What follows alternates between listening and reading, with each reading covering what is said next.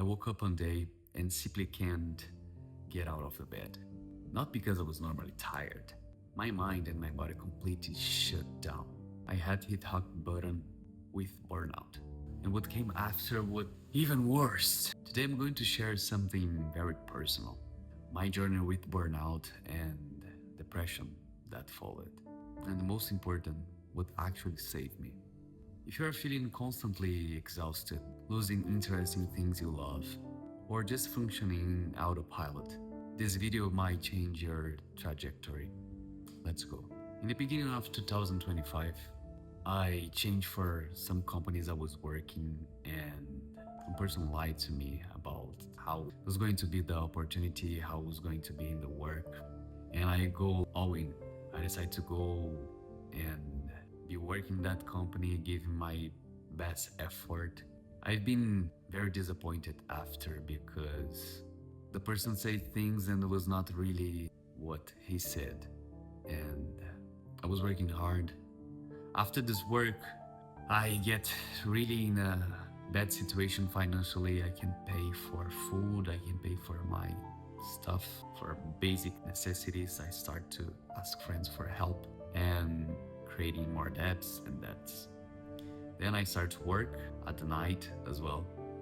And so anyway, I ignore a lot of signs. I start to feeling tired and suddenly I start to not work well with my functions in the brain. I was very stressed and some friends helped me, received me in home.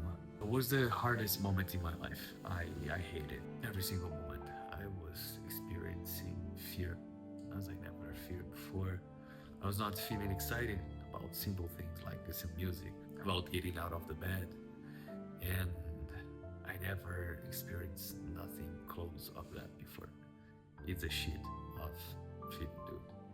You don't want to be passing through this. So anyway, it was a very difficult moment in my life. I was a lot of debt, with a lot of debt. I was working a lot of hours. I don't know, 16, 15 hours every day. I was living in my work, in a bed in the floor, and I left the job.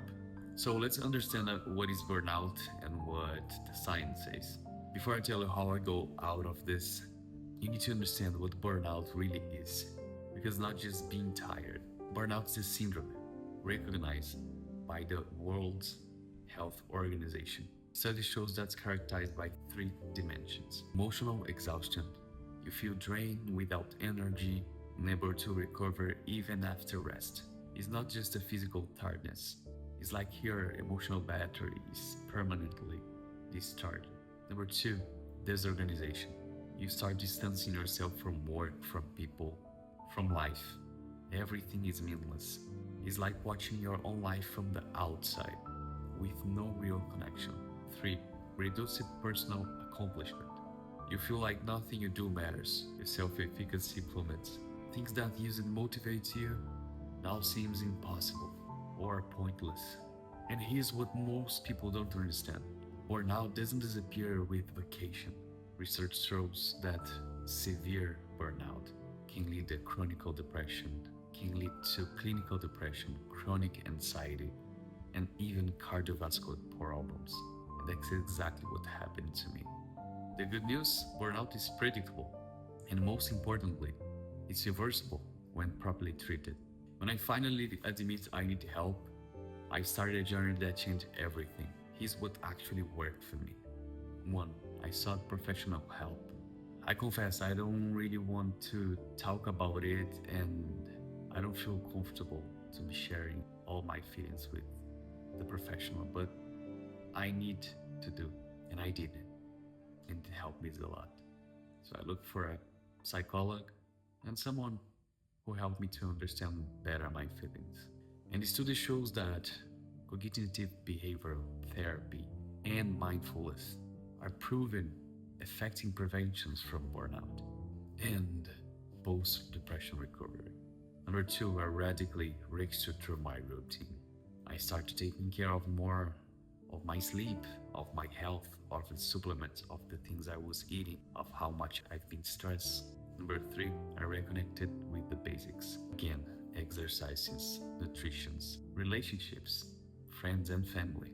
Research demonstrates that lifestyle interventions, regular exercise, adequate sleep, social connections as are important are physiological treatment in burnout recovery. So I had some friends in the church who give me help, who give me space in their houses to be talking with me, and that was really helpful.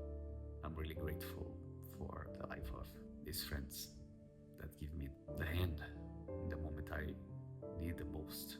So what you should do, and that's gonna help you to prevent this to happen with you. If I can come back and I avoid to reaching that point, here's exactly what I will do. I will say to you the warning signs I ignored: constantly disturbed sleep, growing cynicism at work, inability and mentally disconnected, progressive social isolation. Research shows that burnout is progressive. It doesn't appear out of nowhere. There's a stages. An earliest interview, the easiest is to reverse. What I would implement immediately, non-negotiable boundaries, is eat healthy, sleep 7 to 8 hours, really recover, connect with friends and family, and have at least one day off in the week. Regular check-ins, how I'm feeling. I'm recovering, I'm feeling better, I'm feeling worse. Number 3, active support network. Well, that means your friends, your family, the people you need to connect. Number 4, again, intentional recovery. Not waiting for vacation. Every day, resting well, at least one day in the week. Stop. Studies indicate that regular recovery, even short but consistent breaks, is more effective than occasional long periods.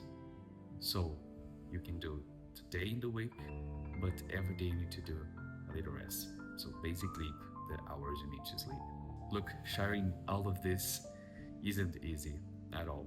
But if my story can help just one person, recognizing all the signs early, or give someone hope in the middle of the storm, the vulnerability is totally worth it.